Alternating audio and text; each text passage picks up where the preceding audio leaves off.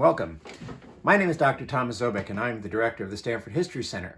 And this is episode 8 of Objects in Time. Today, I want to talk about bronze versus spelter. Spelter was sort of like a pot metal. It's a cheaper metal that was used for casting statues. Spelter statues tend to be hollow.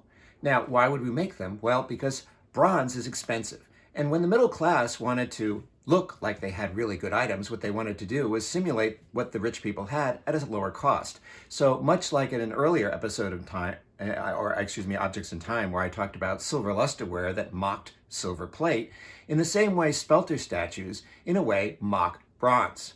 So just to start off with a bronze one, so we see what bronze looks like. This is an actual bronze statue. This is a statue that is actually Austrian. It's signed. It is bronze, and it is on a marble base. And again, the marble base is important because that, again, adds weight to the statue and obviously value.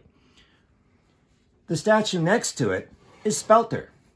Notice that it looks very similar, although the coloring is slightly different. Bronze statues, you'll notice it sort of has almost an olivey, greenish kind of patina, whereas this one doesn't, although it still does have the smoothness. This is a particularly well-made spelter statue that's weathered pretty well. If you look at the base, you'll see it mocks the bronze statue. So you've got this sort of a nice reddish marble here. This is actually wood that's been painted to look like that. In the middle, you have a classical statue, and what you'll find is that many of these statues are very classical. So this is Androcles and the lion. He's removing the thorn from the lion's paw. This is bronze, not on a base, and it's because this statue in and of itself is very, very heavy. So if you put this on a marble base, you would have a hernia trying to move it. This one, on the other hand, also is bronze. And again, notice the greenish patina that I talked about, this sort of olivey greenish kind of hue that you'll see in the bronze statues. Again, this one on a marble base, a real marble base. Now, sometimes what they would do is they would actually patinate, which means they would treat the surface of the spelter a little bit differently in order to simulate bronze more successfully. And if we look at the last statue at the end here, which is called Dans Ruine, it is showing actually a youth making off with objects of archaeological importance from the site of Pompeii. And obviously, really, he's a tomb robber. What you'll notice is that the skin color is almost black. And in some cases, it does have that sort of olive green hue.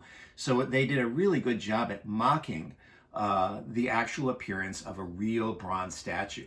But that statue is spelter.